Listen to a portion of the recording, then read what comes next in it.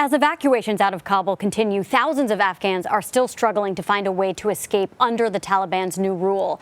For one Afghan student, the chaos unfolding in her home country is her worst nightmare. Nasrin Nawa made it out just days before the Taliban took control of Kabul, but her family didn't get the same opportunity. In an op-ed for the Washington Post, Nasrin details the fear and betrayal she and other Afghans are feeling. Nasrin joins me now. She's a Fulbright Scholar at the University of Nebraska-Lincoln and a former BBC journalist. Nasrin, as I mentioned, you left Afghanistan just last week before the Taliban took control of Kabul, but your sister wasn't able to leave. How is she doing and what happened?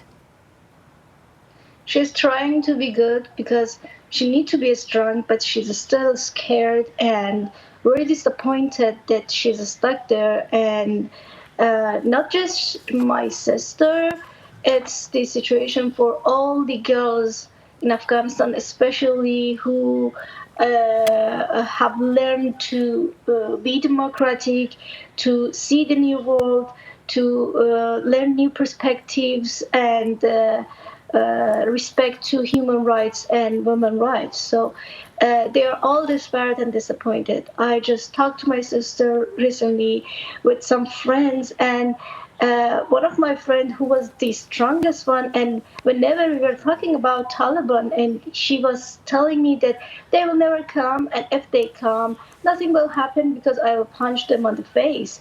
She was just joking about it, but she was so terrified. She was crying today after 4 days, and she was thinking that it's just the end of the world. Like my sister, like too many other girls, they feel helpless and abandoned and betrayed, I believe.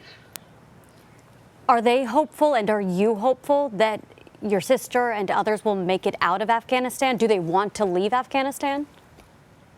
At this point, I believe everyone wants to leave Afghanistan just to survive, especially people who were active in the society, like journalists, artists, women.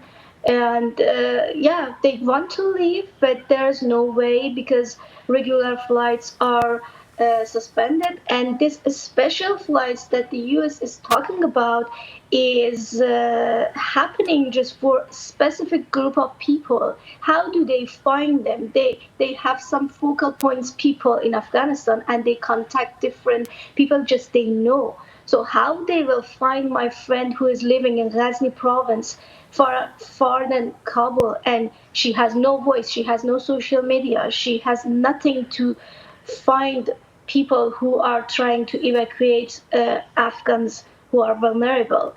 I think it's a difficult process. We really appreciate it. At least some people will be saved, but what about others who deserve to get out of that place right now, and they cannot adjust with Taliban regime?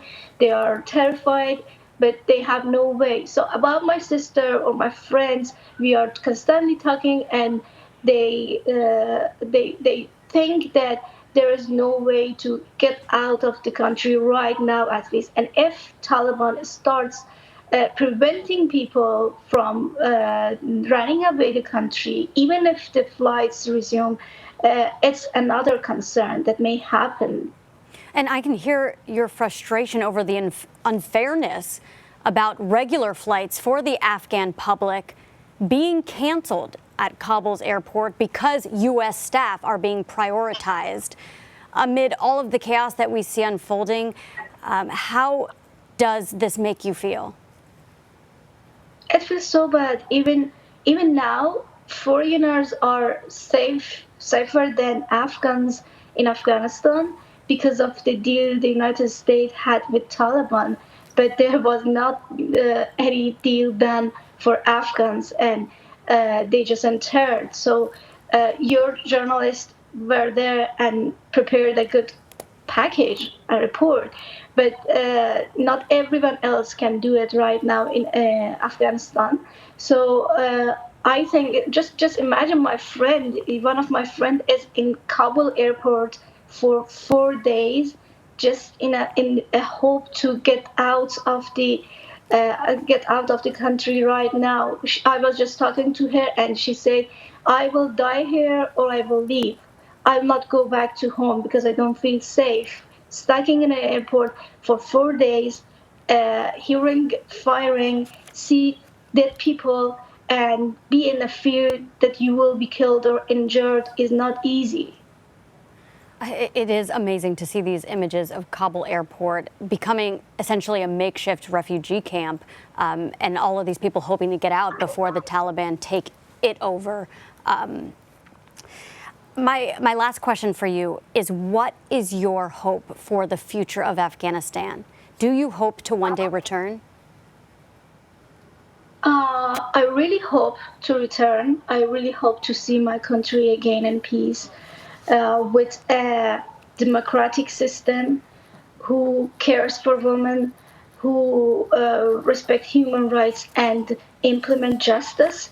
But it's just a very dark image in front of me, a very dark prospect that when I think about my country right now.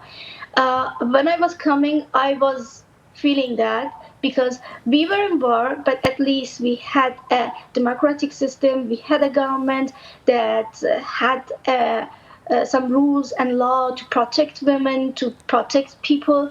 But now it seems impossible, and I just wish that there won't be any big war. As you see, people are protesting. The first vice president is announcing another war in Panjshir. So many other bad things may come again in Afghanistan. And even if Taliban don't start the violence or punishing people, but it just started, and we see different kind of videos from punishing people to beating them. Journalists were beaten yesterday when they were covering protests in Jalalabad. Well, Nasrin, we are so glad that you are safe. You're in Nebraska now. We hope the same for your family and your sister. Thank you so much for joining us. Thank you for having me on.